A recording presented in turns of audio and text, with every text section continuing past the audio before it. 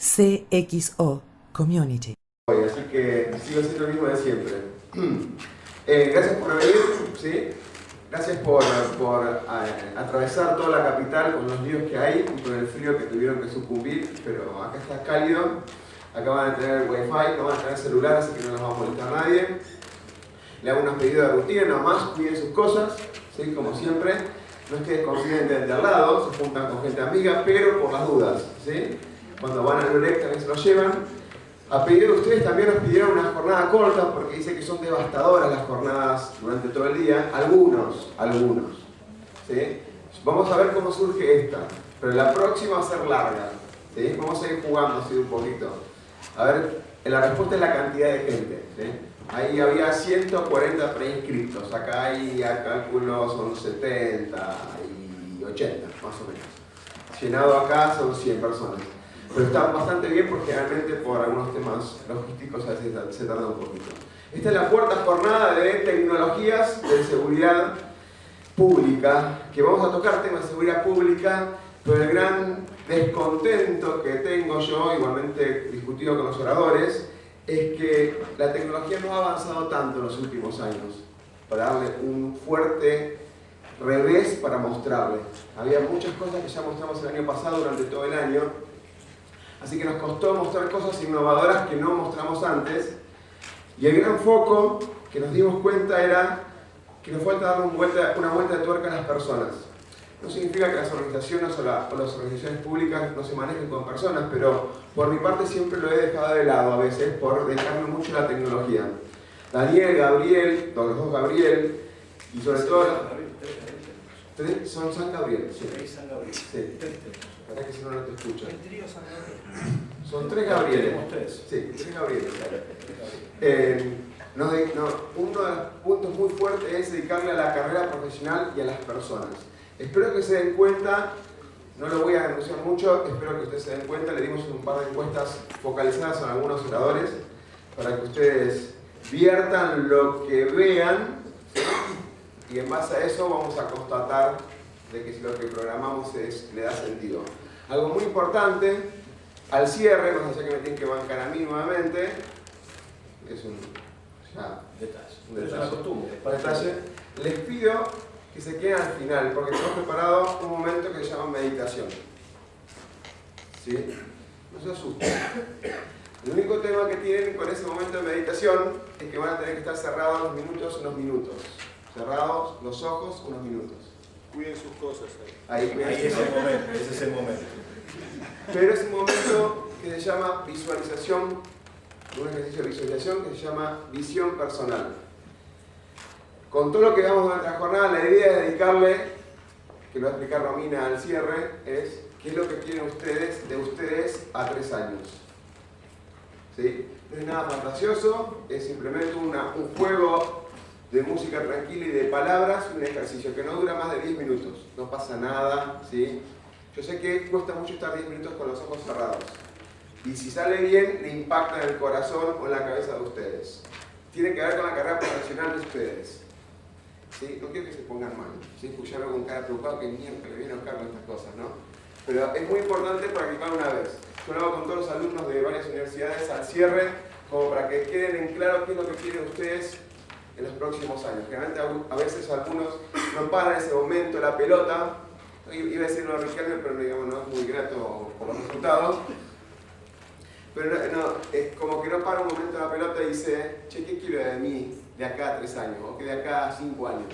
Lo que no lo quieren hacer no hay ningún problema, tienen los ojos abiertos. Lo que sí le voy a pedir va a hacer silencio por lo que usted lee el juego de palabras que hay. Bueno, dicho esto, volvamos al mundo golpeante que nos toca vivir.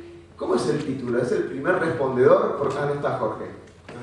Porque dice, está mal escrito, que el respondedor no se escribe así. No, el corrector no saltó. Okay. Cuando lo pusimos. No, es el primer respondedor porque es la figura que se le da a aquel que ante una crisis o ante una situación determinada, en este caso, atiende el teléfono. Y es el nombre que se le da. Está el contenedor, está el componedor, está que el componedor es el tercer jugador que hay, y el respondedor es el primero que estuvo ante esa situación.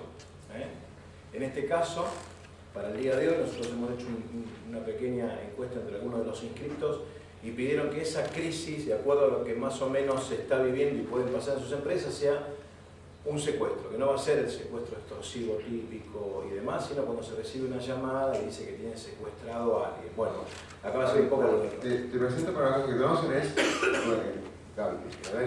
Daniel Piazza, es director de SIACOR, así que ya le gusta un poquito hablar, no me quiero presentarlo, así que te dejo en buenas manos, todo tuyo, la luz está bien así, Poné la música. Poné la música. Poné la música. Bueno, buenos días a todos, esperamos que pueda ser entretenida la jornada de hoy, que como dijo Oscar, va a ser breve, después tenemos a todos los Gabriel, que cada uno viene con un tema interesante, con una dinámica, esperamos que para la jornada de hoy sea distinta y tener una buena repercusión.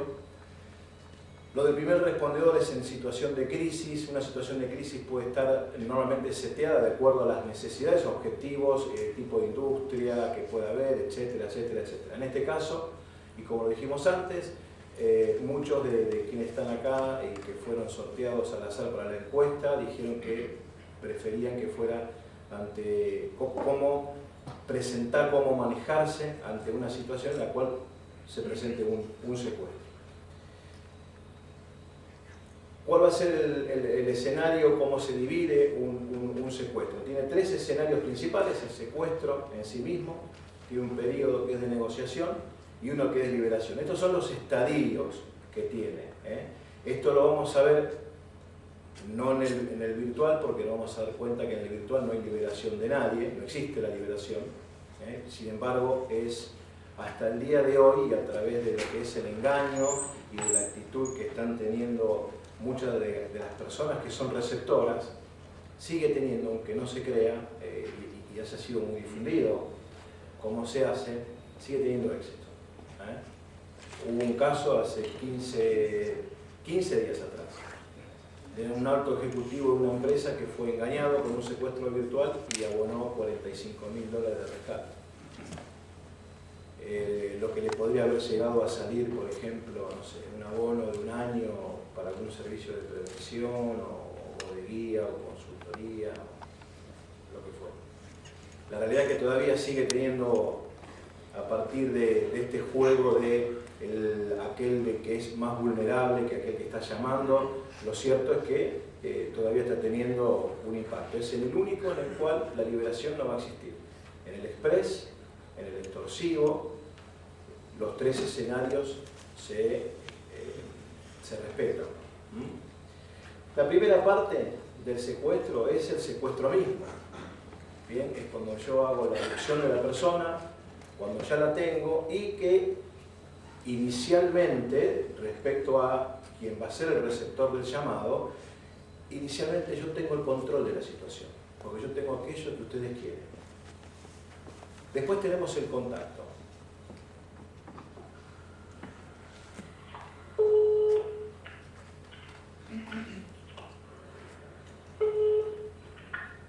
Hola.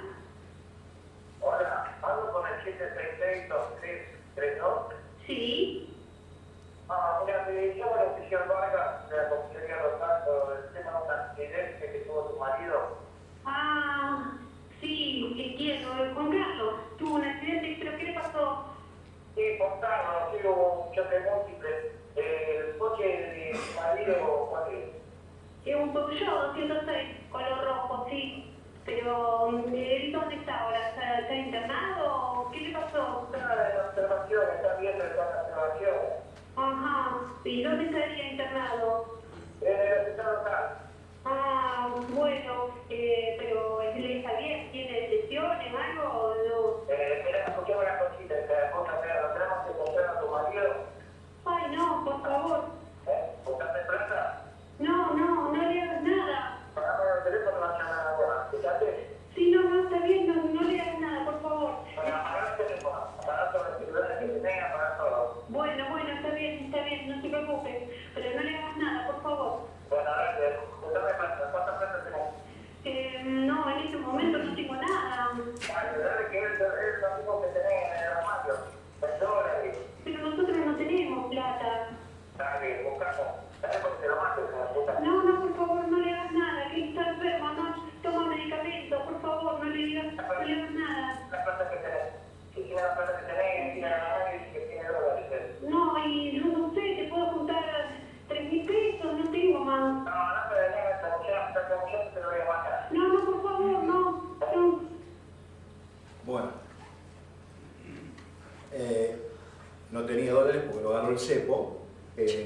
La realidad es que, bueno, este es un llamado ficcionado, que se utiliza precisamente a veces para entender cuáles son. No es un llamado real, pero respeta la forma de aquellos llamados comunes que han sido muy difundidos, en los cuales nos llaman por el accidente de algún familiar. Nosotros generalmente damos el nombre, damos el tipo de auto, dijeron un choque múltiple, cuál es el auto de tu marido. Bueno, todas estas situaciones son a las cuales uno normalmente se enfrenta. Pasa a veces en las empresas dicen, tengo secuestrado al sobrino, al hijo, al presidente, no del presidente, pero te pueden decir, por ejemplo, del gerente de ventas. Y son situaciones muy comunes en las cuales piensen ustedes que quienes atienden normalmente es gente que está en un call center, ¿bien? Que tienen que recibir reclamos, a veces de los clientes o dependiendo de la industria en la que estemos, dar algún tipo de respuesta o solución, reciben este tipo de llamado, con lo cual todo el foco que ellos le puedan poner es totalmente distinto a la visión que nosotros le podríamos dar. Después, bueno, como escucharon ahí, viene una demanda. La demanda siempre es típica. Una demanda inicial siempre va a estar en uno de estos tipos de llamados. ¿Por qué? Porque es el objetivo final. Entramos en la etapa de la negociación. En la negociación siempre se pide una prueba de vida, salvo en los secuestros virtuales, en los cuales a veces se han impuesto voces que dicen, tengo a la sobrina de él, y hay otro sujeto que está al lado y trata de impostar la voz de una criatura. En el medio de la desesperación, de la rapidez del llamado, es lógico entender que quien lo está recibiendo entre en un estado o bien de shock o bien se bloquee para seguir con una negociación rápida y una negociación que sea efectiva, porque precisamente lo que no tiene en ese momento es la lucidez necesaria. Eso suele suceder mucho, pero mucho, con gente que es mayor, cuando se va al cine. Ha habido casos de gente que fue detenida en un shopping importante, en zona norte, que se dedicaban a hacer una encuesta previo al ingreso al cine, asumiendo que la mayoría de la gente que entraba apagaba sus celulares. Con la excusa de un concurso, lo que se pedía era el teléfono del celular. Con ese celular se lo daba como un elemento para el receptor de que el teléfono yo lo tenía y que si lo iba a llamar iba a dar apagado. En esta prueba de vida, dentro de la negociación normalmente viene una segunda demanda. Si yo me muestro como fácil pagador, cosas comunes cuando son una situación donde hay gente no preparada para esto, es normal que yo me muestre como fácil pagador. Y si pido 10.000 días, yo los tengo. De hecho, si ustedes recuerdan, ha habido el caso del hermano de un futbolista, donde en una de las conversaciones que se filtra a la prensa, le dice, yo la plata la tengo. Si yo te pido 300 y vos me das 300, yo te voy a decir, bueno, ya me diste la primera cuota, te estás mostrando como un fácil pagador. Normalmente, siempre hay una negociación. Y un poco para pagar a menos, porque en definitiva, no todos tienen la posibilidad de una negociación rápida en valores de dinero que superen una cantidad que hoy por hoy está más o menos establecida en lo que empresas hacen. No todas las empresas tienen consultores en secuestro, no todas las empresas tienen seguro de secuestro, con lo cual los escenarios de negociación también varían. Después de esa segunda demanda normalmente suelen venir amenazas. ¿Cuáles son las amenazas? Bueno, si no me das esta, te corto un dedo, te lo mato, te doy en una bolsa, en pedazos. Que son situaciones que depende de quién esté atendiendo y depende cuál es el tipo de, en este caso, secuestro que se está dando, va a jugar a favor o en contra. Si ustedes les estuvieran diciendo que a uno de sus hijos se lo van a dar en pedazos, se lo van a cortar, entra un juego de una desesperación. Muchas veces quien llama pide que el respondedor sea un familiar directo. Muchas veces se sugiere que no sea así, sino que esté el contenedor del otro lado trabajando para orientarlo, porque se lo prepara al respondedor para saber a qué se va a tener durante una negociación. Sobre todo decirle, te voy a mandar a tu ser querido en una bolsa, te lo voy a matar, te corto el dedo. Esas son amenazas comunes, y esto lo dicta no solo la experiencia, sino toda la recopilación que hay de intervenciones que se han hecho en secuestros, tanto express en aquellos, y acá voy a hacer un alto, y los secuestros express han cambiado de acuerdo a los protocolos. Hoy se los está, un secuestro que dure 48 horas se lo llama secuestro express.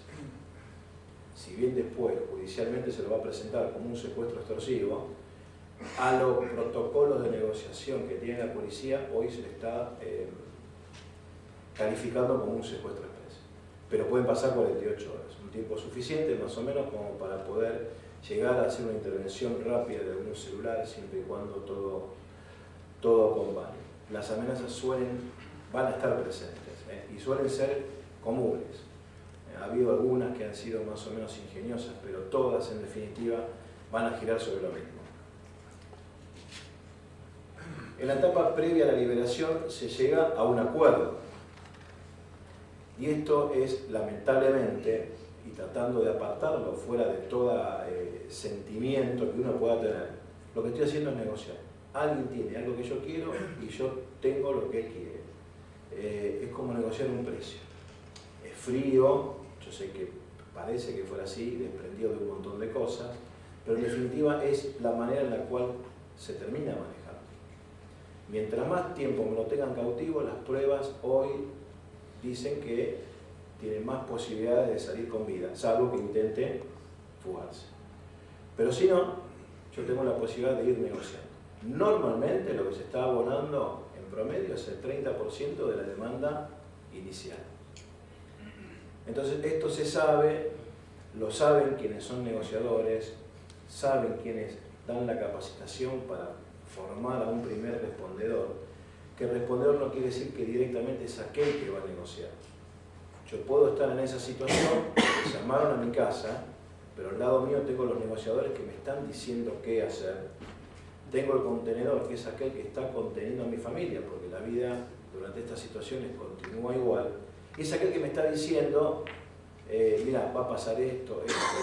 Todo lo que esté previsto, mientras esté previsto, siempre es bueno para aquel que es el negociador. Pero el respondedor es el que escucha a quien está llamando.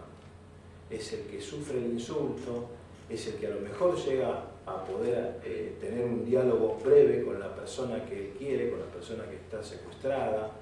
Y la realidad es que no hay un perfil previo para un respondedor en una situación rápida. Si uno lo puede formar para lo que es la estructura de una empresa, es distinto porque tengo que elegir a alguien que esté acostumbrado sobre todo a trabajar bajo presión. Si no, la primera parte queda fuera. Pero una situación familiar es totalmente inmanejable, porque también es parte de la presión para aquel que está como contenedor o como negociador. Después del acuerdo, viene el pago.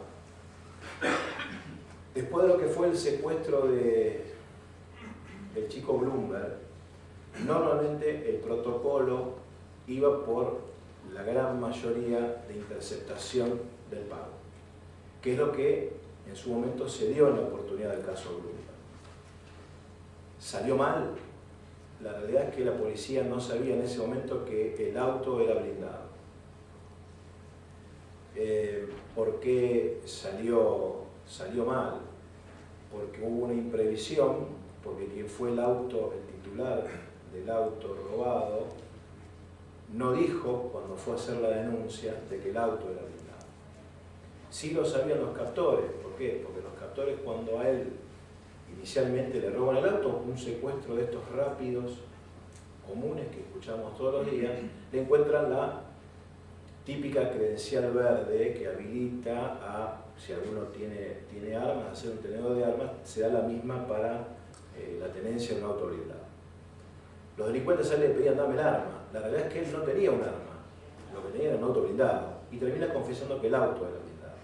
Imagínense para estos delincuentes tener un auto de mucha potencia, para ese momento que encima fuera blindado, se daba una situación bastante favorable, con lo cual cuando van al cobro, y esto del cobro se ve porque dieron vueltas en la zona, se detectó, hubo un trabajo en conjunto que se hizo, el fiscal que intervenía en la causa dijo, bueno, vamos para interceptar el pago. ¿Por qué? Porque estaba todo dado para poder hacerlo con la seguridad con la cual se venían haciendo antes otras interceptaciones.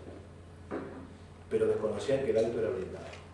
Cuando se lo ataca al auto, para frenarlo y pasa lo que más o menos todos tienen, de acuerdo a lo que la prensa difundió, hubo las presiones lógicas para la interceptación, para que los pagos no se intercepten más. Todavía hay una gran opinión entre aquellos que han participado mucho, que tienen mucha experiencia en esto, de que el pago debe ser interceptado, si bien el protocolo indica que no.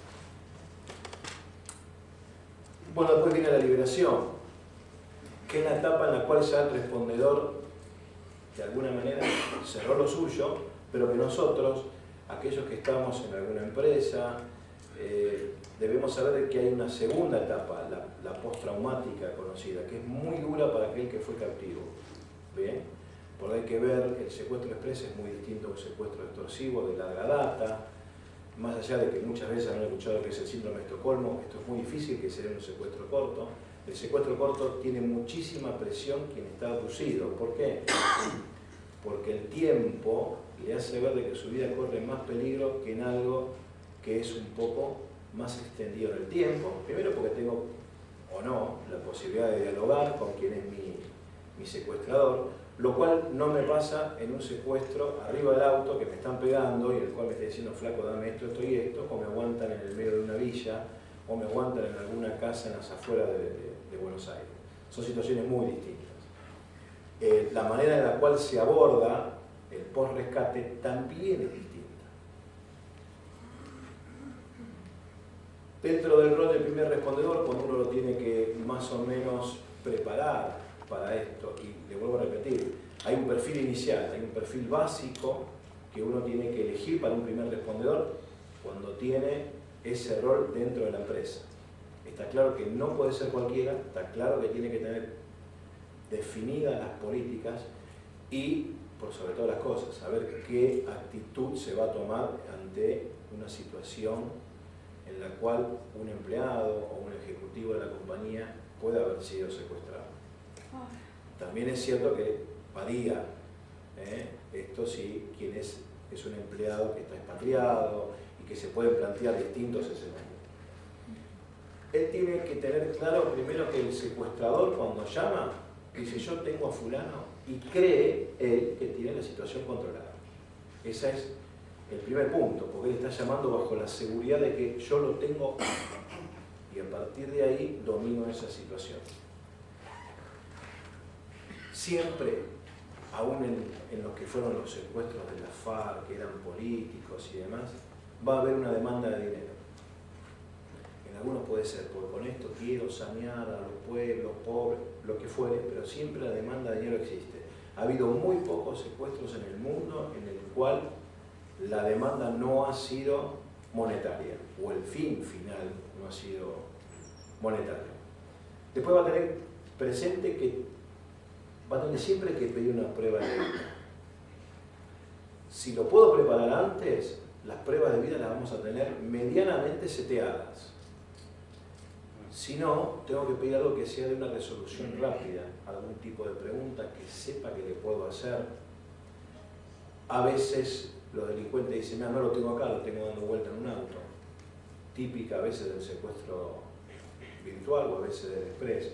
No lo tengo cerca, bueno, preguntarle esto, no tengo que llamar a mis amigos que lo tienen en el auto. Eso si ustedes buscan hay mucha información sobre cómo se ha dado algunos secuestros express, porque bueno, hay gente que lo ha volcado habiendo sido víctima o bien habiendo sido parte por algún familiar que le pasó.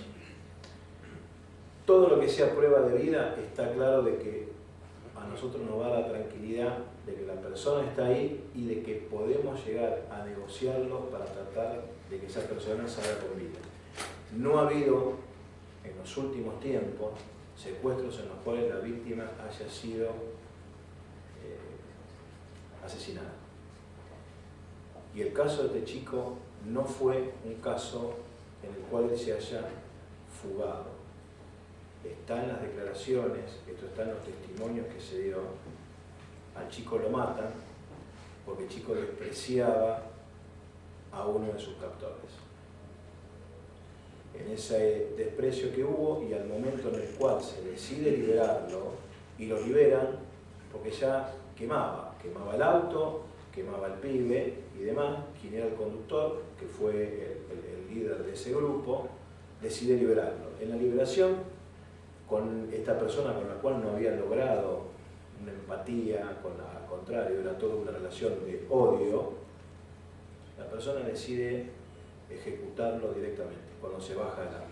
O sea, no es que el chico se fugaba, no es que esté tampoco comentando nada que sea reservado, sino que eso está en los expedientes y hoy por hoy se puede acceder a todo lo que fue la causa, que inclusive se presenta como punto de aprendizaje para esto.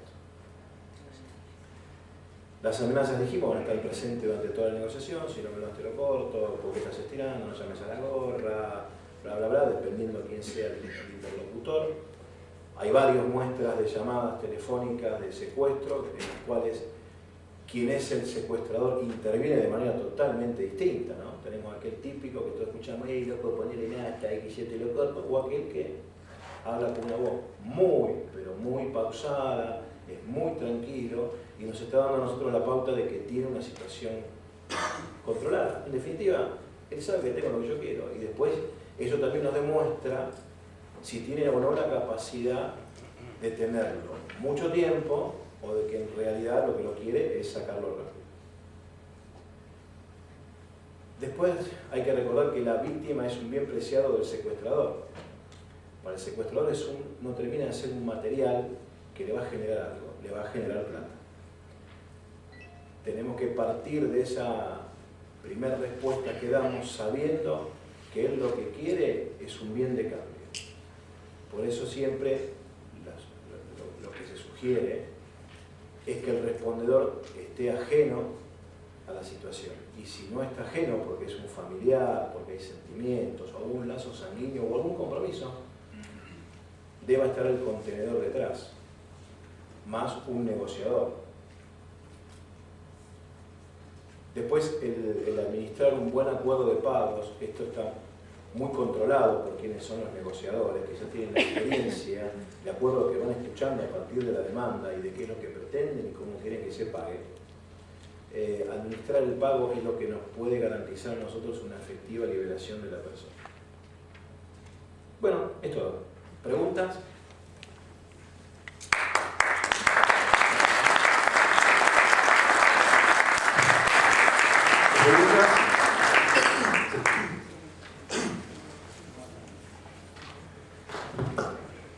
Buen día. Buenos días.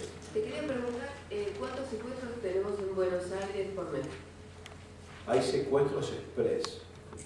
El secuestro express está, en realidad, cuando vos tomás, esto es desde lo operativo, desde lo práctico. Puede haber una discusión judicial y a veces hasta suele ser un debate entretenido. La realidad es que si yo a vos te privo de la libertad y estoy ejerciendo una demanda que llamo y pido X cantidad de pesos, o pido bienes, o pido un LCD, o pido joyas o demás, yo estoy ya entrando en una extorsión. Si no me das esto, va a pasar lo otro. No hay estadísticas oficiales desde hace 4 años por el tema de secuestro, al menos aquellas que se difunden. ¿Cómo se logran? ¿Cómo se van alcanzando?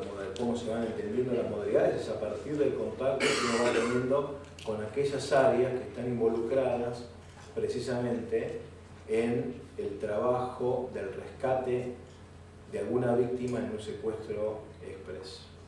Los gabinetes de antisecuestros en el país, en realidad, se han visto con el tiempo achicados. Cuando pasó esta gran vorágine de los secuestros allá después del 2001, hoy la realidad es que no hay secuestros extorsivos de larga data, vuelvo a repetirte, un secuestro de 4 horas en la cual se pidió algo, el fiscal o el juez te lo va a poner como un secuestro extorsivo. El protocolo va a indicar que fue un secuestro express. No te digo leer los diarios, porque los diarios, bueno, cada uno puede tener un poco la manera en la cual lo va a querer presentar la noticia. Una mala noticia siempre vende también. Lo cierto es que lo que te van diciendo las unidades que trabajan con esto, a nivel de un secuestro, son pocos. Hay mucho más robo de auto con la persona que la dejan a 5 o 6 cuadras sin pedir nada que un secuestro express, pero son muy pocos son. Afortunadamente, por otro lado. Pero hay mucho virtual, Sí, ¿qué tal? Buenos días. Buenos días. Dos preguntas, si puedo hacer. La primera, en relación con esto que Son decías. gratis, son gratis. Mejor. Bueno, estás en promoción, dijiste.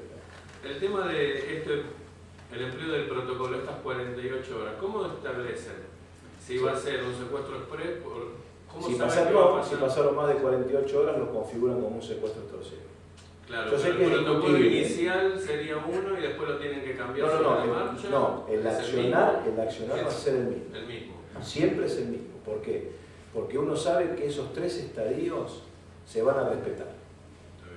Bien, voy a tener un secuestro con todo lo que implica, con un contacto, con una primera demanda y demás. Voy a tener determinados tiempos, ¿no? Acá la pericia de quienes ya han estado manejando estas situaciones sabe cuán duro puede ser el que está del otro lado. Entonces se maneja. Cuando pasa más de 48 horas ya se lo tipifica como un secuestro extorsivo, si no queda como un secuestro express. Es distinto a la tipificación legal que tiene, eso tiene que quedar claro.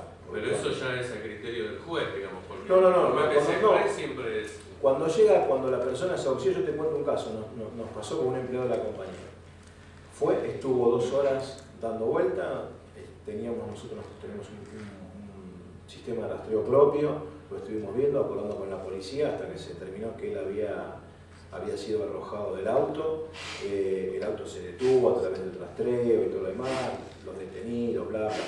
En el medio hubo una demanda. La demanda era, dame 10 lucas y quiero el LCD, loco. A partir de que la demanda estuvo y demás, el juez lo tipificó como secuestro extorsivo. Claro, Como sí. tal se está declarando. ¿Sí? Es muy distinto el protocolo, como lo debe abordar la policía, a cómo se trabaja judicialmente. Sí, igual la privación de la libertad para Existe. obligar... La privación de libertad existe ¿no? hasta cuando te subieron al auto, Eso es secuestro. en la práctica. La última, sobre todo en el caso de las empresas, ¿cómo establecer quién va a ser el primer respondedor? Perfecto. ¿Cómo van a saber quién atiende el teléfono? La pregunta es buena. Primero vos tenés que elegir, va a tener un perfil. Esa persona, lo primero que vos tenés que elegir es aquel que no tenga miedo a trabajar bajo presión. Un secuestro tiene mucha presión, mucha. Desde la empresa, desde la familia, si trasciende a la empresa, que es lo peor que puede pasar, desde la empresa misma. Y vos tenés que definir muy bien cuál es el rol de cada uno de esos jugadores. ¿Cómo lo elegís? Primero se hace una selección previa. En esa selección previa que hay en base a una perfilación, que yo creo que, no creo que del tema en sí pueda hablar Gabriel después, pero les va a quedar claro un poco cómo se hacen algunas perfilaciones. A partir de una perfilación elijo aquel que puede ser ideal. Y después lo entreno. Pero, bueno, sobre todo, ¿cómo sabemos que esa persona es la que va a atender el llamado? Eso después lo define la política de la compañía como procedimiento. Supongamos, Oscar está dentro de la empresa, la situación se da, todos saben que el primer llamado lo puede tener Juan, pero que automáticamente después hay argumentos en los cuales a quien es el llamador se le da para que Oscar sea el que tome el rol del respondedor. No, bueno. Ayer fue el diploma entregado por vos y por mí. ¿Me sacrifico yo mismo? Sí. Ya sé. Un fuerte aplauso también, gracias. Bueno, ya como yo me olvidé de entregarles,